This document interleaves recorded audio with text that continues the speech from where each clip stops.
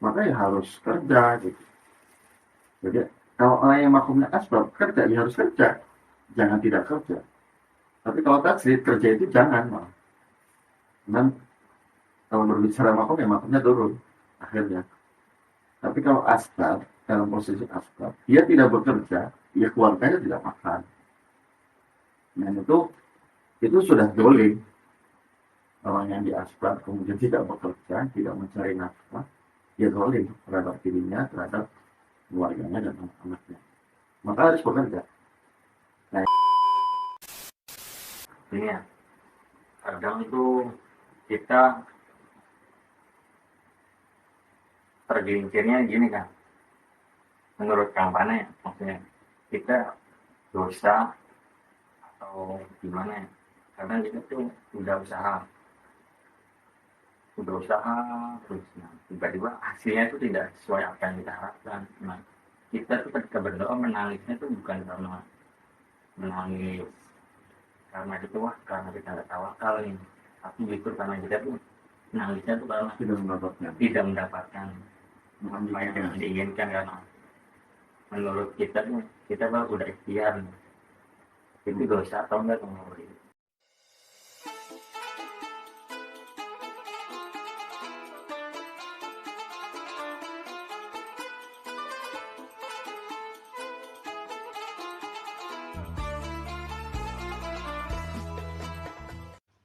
Assalamualaikum warahmatullahi wabarakatuh.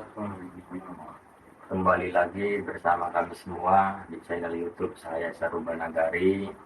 Tema pada malam hari ini, bertawakallah niscaya Allah akan mencukupi. Setelah pertemuan-pertemuan sebelumnya, kita akan membahas atau mendalami tentang tawakal. Jadi tawakal itu dalam tasawuf memiliki kedudukan yang sangat mulia. Jadi kedudukan spiritual yang sangat mulia dalam tentang tawakal. Ya baik sahabat-sahabat saya Saruban Nagari. Jadi tema malam ini begitu menarik dan penting untuk dibahas. Karena apa, tawakal sebenarnya sebuah kebutuhan untuk kita juga. Mungkin nanti akan dijelaskan lebih detail dan lebih rinci oleh Kang Bana. Dari pandangan orang awam seperti saya, tawakal itu sebenarnya kebutuhan kita untuk tetap bergantung kepada Sang Maha Pencipta dan Yang Maha Memelihara kita semua, begitu Bang.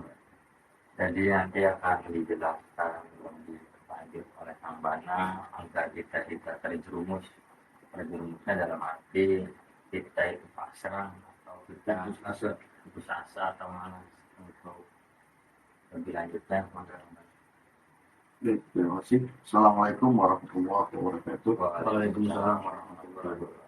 Bismillah, alhamdulillah, wassalatu wassalamu ala rasulillah wa ala alihi wa sahbihi wa mawala. La hawla wa la quwwata illa billah, ma ba'd. Sahabat-sahabat cahaya Saruban Nagari dimana saja berada, alhamdulillah bersyukur kepada Allah Subhanahu wa taala terhadap apa yang telah Allah berikan kepada kita semuanya, berbagai macam nikmat yang telah limpah kepada kita semuanya, sehingga pada kesempatan kali ini kita masih bisa berdiskusi, masih bisa menggali berbagai macam problematika hati sebetulnya. Jadi kalau yang kita bahas itu kebanyakan lebih menitik beratkan kepada bagaimana kemudian memposisikan hati. Nah, hati ini termasuk yang paling penting, yang paling mempengaruhi dari setiap amalia kita, setiap perbuatan kita. Itu kuncinya di hati. Maka kajian hati ini ya, mau tidak mau, ini adalah merupakan kebutuhan kita semuanya, sehingga kita tidak memiliki hati yang tidak diinginkan oleh Allah Subhanahu wa taala. Berbicara tawakal, kalau secara bahasa ya artinya cuma pasrah ya. Pasrah yang dimaksud itu ya pasrah kepada Allah Subhanahu wa Ta'ala. Nah, pasrah kepada Allah Subhanahu wa Ta'ala ini di Al-Quran itu banyak, dan banyak perintah-perintah Allah Subhanahu wa Ta'ala dari Al-Quran untuk kita semuanya agar bisa bertawakal itu sendiri. Maka tawakal ini menjadi sumber jawaban atas problematika yang muncul di tengah-tengah kita. Jadi kita nggak paham, kita nggak tahu, problem muncul banyak, sebab-sebabnya kadang-kadang itu kita nggak bisa tawakal. Kita merasa bahwa diri kita memiliki eksistensi yang luar biasa. Kita punya ilmu, kita punya harta, kita punya segala-galanya misalkan. Lalu kemudian kita melupakan bahwa itu semuanya adalah anugerah yang kita sudah terjerumus. Ini yang tidak diinginkan. Tawakal ini menjadi jawaban-jawaban yang harus selalu ada dalam setiap kondisi kita. Kita sering dihadapkan berbagai macam problem hidup. Ada tekanan-tekanan hidup juga dari berbagai macam sisi. Ada sisi ekonomi mungkin ya, ada sisi pendidikan, sisi-sisi yang lain. Dan ini butuh adanya tawakal kepada Allah Subhanahu wa Ta'ala. Sebab ketika kita bertawakal itu ini adalah merupakan satu wujud di mana kita mengaku bahwa kita ini ciptaan Allah Subhanahu wa Ta'ala yang pertama. Yang kedua, kita pun mengaku kepada Allah bahwa kita ini ya makhluk yang lemah, makhluk yang tidak memiliki apa-apa, tidak bisa apa-apa.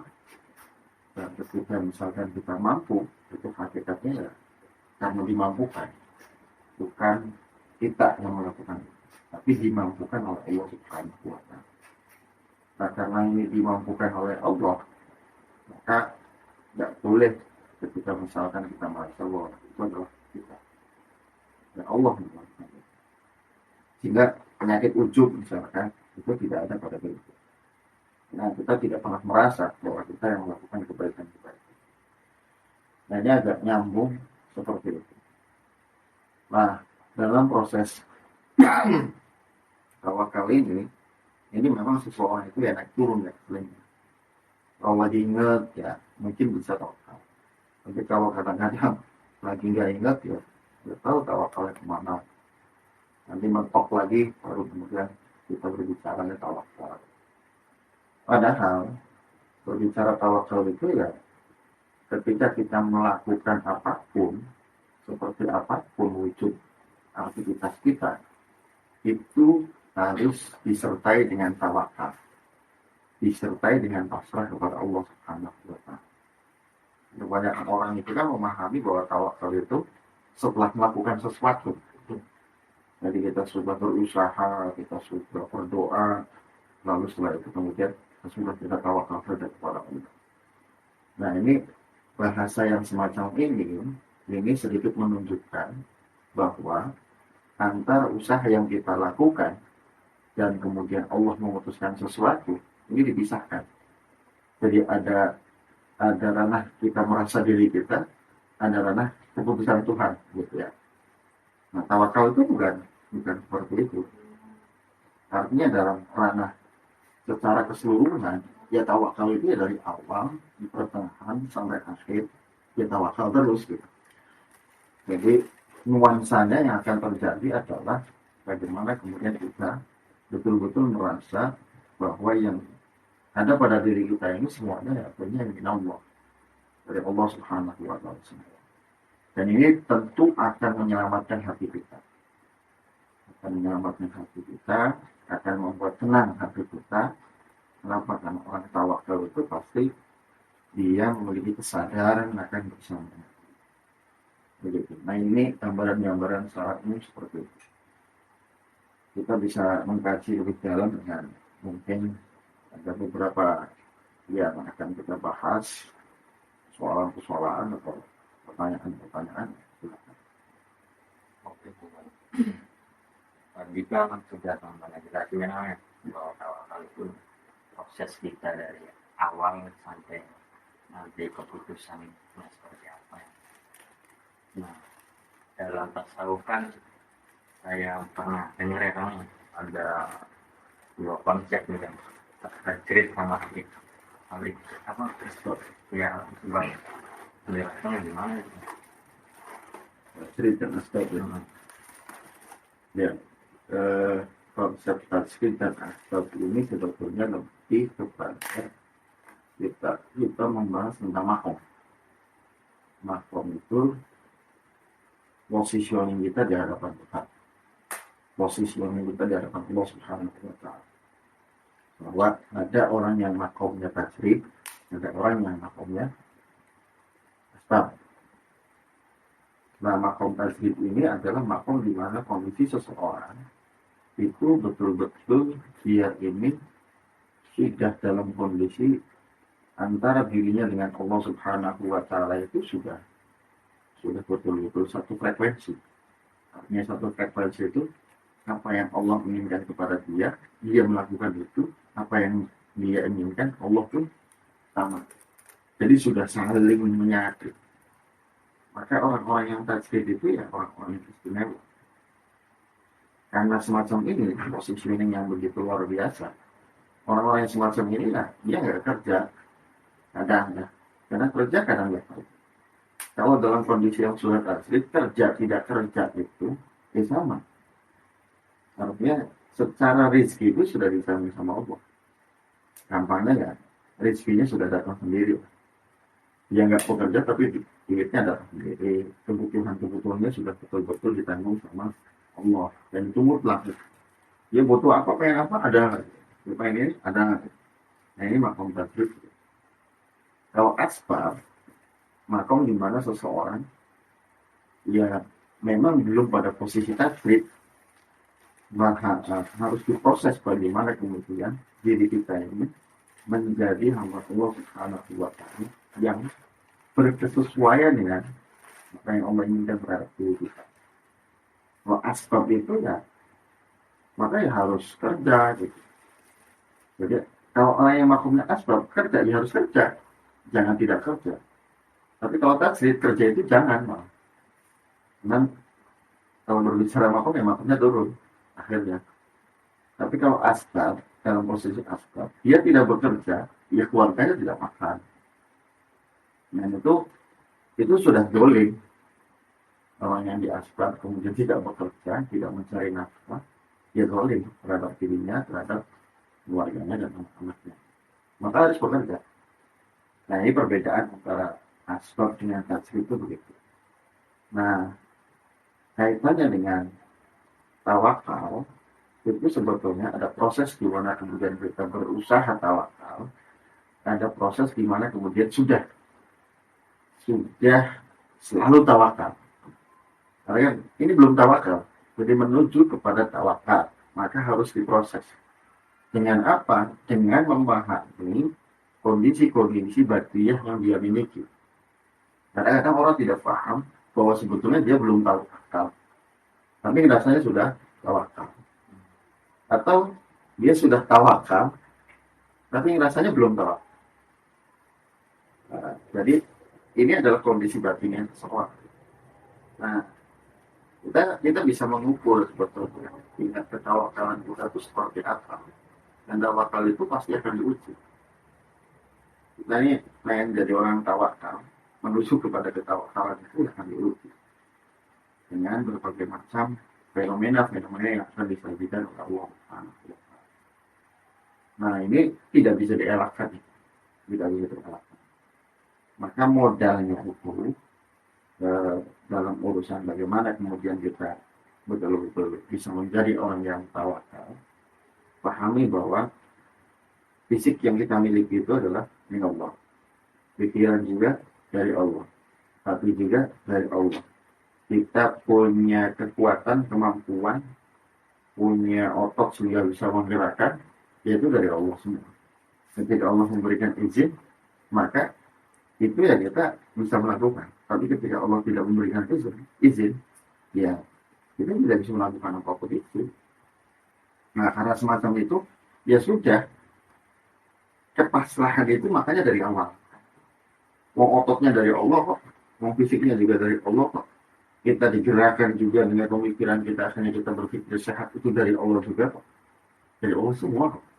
Nah, jadi menjaga bahwa semuanya itu dari Allah. Dan Allah adalah satu-satunya tempat bergantung. Segala sesuatu yang ada ini, itu semuanya bergantung kepada Allah Subhanahu wa Ta'ala. Tidak ada satupun yang tidak bergantung kepada Allah. Maka orang-orang tawakal ini akan muncul sebuah kebergantungan atau ta'alluqnya kepada Allah Subhanahu wa Ta'ala, itu akan lebih luar biasa. Jadi puncaknya itu ya la khaufun 'alaihim wa la hum yahzanun. Dia tidak punya ketakutan, dia tidak punya kesedihan. Kenapa? Karena ta'alluqnya kepada Allah.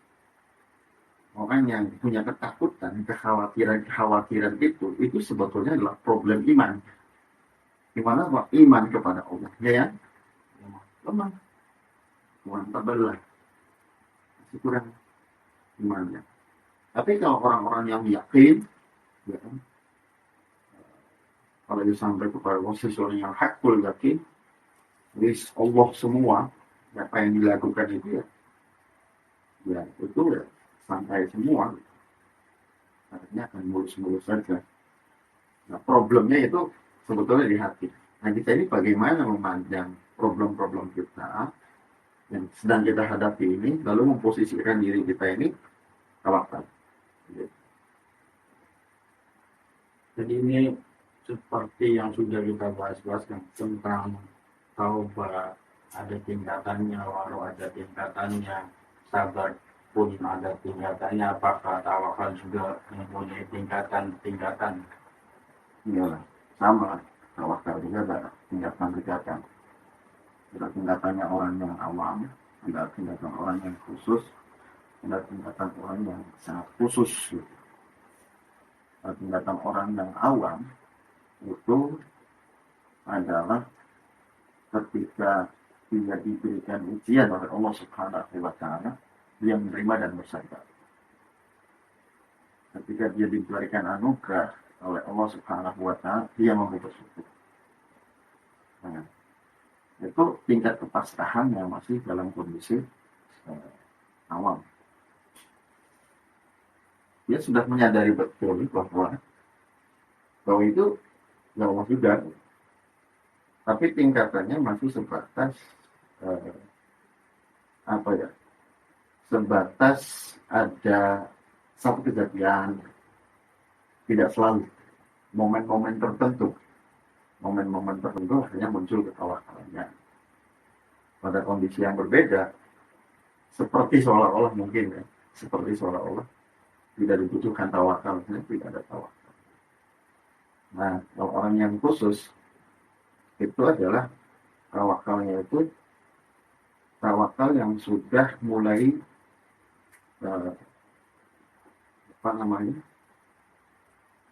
apa yang dia lakukan itu ya betul-betul dia menyadari betul bahwa itu dari Allah semua. Prosesnya juga dari Allah semua. Hasilnya juga dari Allah semua. Sudah dari Allah semua. Sudah begitu. Ini orang-orang yang khusus. Nah, kalau yang lebih khusus lagi ya dia bertawakal kepada Allah. Dia bisa bertawakal juga ya dari Allah. Apapun yang dia lakukan itu ya tawakalnya itu ya lillah semua. Maka ya orang-orang yang semacam ini ya sangat jarang sekali. Karena hak tawakkulihi ya. Jadi kalau berbicara hak tawakkulihi itu betul-betul sudah tidak bertanya. Kalau kita kan mungkin masih bertanya, saya besok makan apa? Saya besok nggak punya uang, bakal makan atau tidak? Ini masih bertanya. Mau yang ketawakalannya luar biasa. Sekarang makan, tidak makan, besok makan atau tidak makan, itu bertanya. Kenapa? Karena sangat meyakini betul bahwa rezeki itu ya sudah disiapkan sama Allah. Ketika seseorang itu sudah ditakdirkan masih hidup oleh Allah Subhanahu wa Ta'ala, di selamanya dia pasti akan diberi rezeki. Tapi kalau misalkan sudah ditakdirkan berhenti, artinya meninggal, ya berhenti juga itu. Tidak akan diberikan rezeki, mati. Gitu. Sebetulnya simpel kan? Simpelnya di situ. Meyakini bahwa rezeki itu sudah diatur sama Allah. Ketika masih diberikan rezeki, ya masih ada hidup. Gitu. Kalau misalkan sudah tidak ada, ya berarti sudah selesai. Jadi kalau digambarkan begini, misalkan kita ini dikasih jatah rezeki sama Allah dalam satu kehidupan kita itu, misal 2 triliun. Nah ketika sudah 2 triliun itu selesai, mati itu. Jadi selesai juga. Nah kalau itu kan berarti sudah mengatur, sudah diatur sama Allah. Nah orang-orang yang takut tawakul ilmunya betul luar biasa, yang ngapain sesuatu yang sudah diatur sama Allah itu kemudian dipertanyakan. Nah kita itu seringkali mempertanyakan hal-hal yang sudah diatur sama Allah. Dan tidak jarang kemudian kita pun ikut mengatur apa yang menjadi ranah Tuhan. Nah itu repot. Orang-orang khusus sampai seperti itu. Jadi tawakalnya karena Allah, dari Allah yang melakukan. Ya semua Allah. Terus begini Kang, tadi Kang Balangan sempat bahas bahwasanya tawakal itu ada kaitannya dengan keyakinan kita, iman kita pada Allah. Ya. Agar kita sebagai umat yang Nabi yang hidup di zaman akhir ini, agar tidak terlalu tergelincir dalam proses kita menjadi orang yang takwa. Kadang kan kita katanya kan tawakal itu dari awal sampai prosesnya itu tawakal ya. Depan kita berikhtiar dulu, lalu opsi terakhir itu kan tawakal gitu. Nah, biar kita bisa mengamalkan tawakal dengan benar, gimana caranya atau tips-tipsnya. Terus kalau kita ini ya, kadang itu kita tergelincirnya gini kan, menurut Kang Pana ya, maksudnya kita dosa atau gimana ya, karena kita tuh udah usaha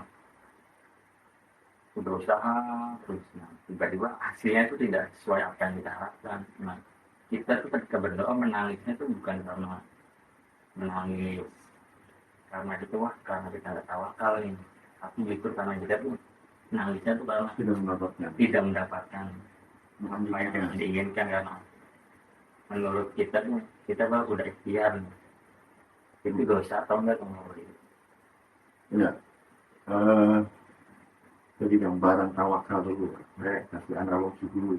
Tawakal dari awal, pertengahan sampai akhir dengan tawakal berbeda. Saya kasih analogi, saya mau minum kopi. Saya ambil gelas ini, ya, ambil gelas, kemudian saya minum, lalu selesai. Kopinya sudah saya minum. Ini sudah terlaksana. Coba kita perhatikan. Dari awal saya pengen minum, yang menggerakkan mau minumnya itu siapa? Allah. Ya kan?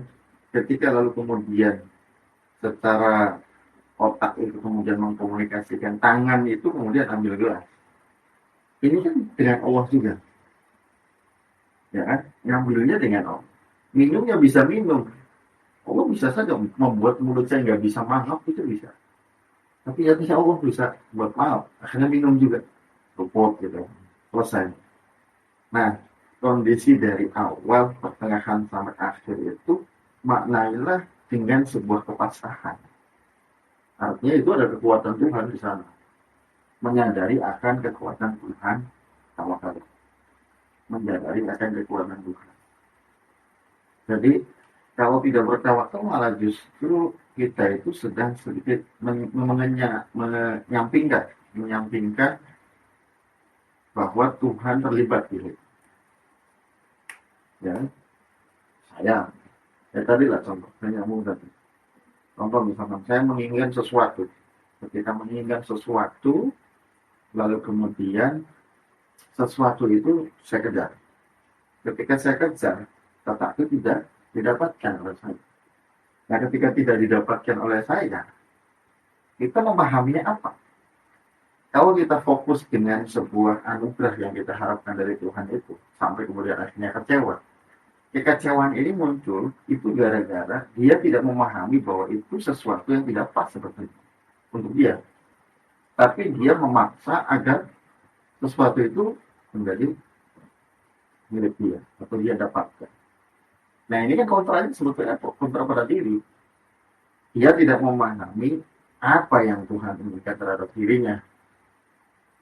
Dia tidak bisa memposisikan bahwa dirinya itu belum bisa husnuzon kepada Allah. Bagaimana husnuzonnya? Ya kalau dia mengatakan bahwa oh ini bukan rezeki saya nih, itu selesai. Berarti Allah tidak menghendaki atau tidak meridhoi saya mendapatkan rezeki itu. Itu selesai. Nah, kalau misalkan itu bisa dianggap salah atau berdosa, ya mungkin bisa saja. Letaknya di mana? Letaknya tidak menerima tadi. Tapi kalau misalkan dosa pun ya maksudnya dosa batiniyah. Dosa batiniyah itu dosa yang cara pandangnya kepada takdir itu kurang sesuai atau belum beres. Makanya harus diperbaiki. Gitu. Itu kan ranahnya ranah batiniyah. Betul. Jadi ada orang yang dosa secara zohiriyah kelihatan nyolong gitu kan, zina atau menzalimi orang gitu. Tapi ada ranah-ranah dosa batiniyah. Dosa batiniyah itu dosa-dosa yang dalam ranah hati secara fisik nggak kelihatan, tapi hati sebetulnya dia sedang bermaksiat. Gitu. Ini yang menarik yang sebenarnya apa yang tadi dibicarakan kan masalah proses pengenalan batinnya kita agar tidak kontra dengan yang seperti yang tadi ceritakan, misalkan kita ingin sesuatu tapi tidak kita dapatkan, lalu kita menangis menyesali apa yang tidak kita dapatkan itu. Jadi pengenalan kita terhadap batinnya kita sendiri itu harus seperti apa dan bagaimana? Ya pertama, fenomena-fenomena yang terjadi ini yakinilah terlebih dahulu, pandanglah bahwa itu adalah takdir Allah. Yang menggerakkan, yang mendiamkan adalah Allah. Lalu kemudian, misal ada sesuatu yang terjadi pada diri kita yang tidak sesuai dengan kehendak kita, maka jawabannya kita belajar ridho. Ar-ridho ilallah ridho itu yaitu pada segala sesuatu yang Allah takdirkan. Orang itu merasa sakit, itu gara-gara tidak ridho, tidak rela dengan kondisi yang sedang dilakukan. Itu tersiksa sekali itu kalau tidak ridho. Maka kuncinya adalah ya belajar ridho, belajar rela terhadap keputusan Allah. Itu bukan jodohmu, maksa, sakit itu. Ya Allah. Ya misalnya nih, contoh, saya menginginkan perempuannya si B misalkan. Ternyata ditakdirkan sama Allah bisa, nah ya kan, kalau tidak cocoknya atau ada sebab yang lain lah. Kalau tidak itu, memandang itu adalah takdir. Kalau tidak bisa memandang takdir Allah yang terbaik untuknya, itu sakit. Tapi kalau yang dipandang itu adalah itu bukan jodohmu, katanya. Aku sudah menyiapkan perempuan yang lain yang lebih baik dari itu. Kan damai. Dia bisa berdamai dengan hatinya. Dengan apa itu? Hati itu. Gitu. Makanya ada kaitannya tawakal dengan ridho itu. Pada kondisi yang sudah terjadi, ya kalau misalkan kita memandang itu dari Allah, ya harus ridho. Hanya ridho itu ya menurut kaum sufi itu ridho wallahi al-akhir. Ridho itu pintu Allah yang maha agung. Maka ketika kita pengen menutup pintu Tuhan, itu pertama itu ridho. Kita nggak bisa ridho, belum ngetuk itu. Itu kalau ngetuk pintunya Tuhan itu dengan kita ridho terhadap takdir. Cuman hati-hatinya begini, kadang-kadang tadi ya sedikit disinggung di awal, ada orang yang tawakal, betul-betul tawakal, ada orang yang tawakal dengan menggunakan nafsunya. Atau gampangnya itu sebetulnya sedang putus asa. Kan beda antara tawakal dengan putus asa. Kalau putus asa itu adalah kondisi di mana seseorang sudah tidak peduli, sudah tidak menganggap bahwa yang terjadi itu tidak bisa diperbaiki. Segala sesuatu yang dia sedang hadapi itu ya kondisi di mana kemudian dia ini betul-betul sudahlah, hancur lah, tidak mau peduli mau apa ya, itu kan frustasi. Kan beda kalau tawakal kan enggak. Tawakal itu dengan sebuah kesadaran bahwa Allah yang menggerakkan, Allah yang mendiamkan, kita sedang berusaha. Sedang berusaha dengan sebuah performa. Makanya dalam satu ayat itu, idza azamta fatawakkal 'ala Allah. Apabila kamu memiliki azam itu keinginan untuk sesuatu, maka bertawakallah kepada Allah. Setiap kali kita punya keinginan, bentuk keinginannya apapun itu, bertawakal, maka bertawakal.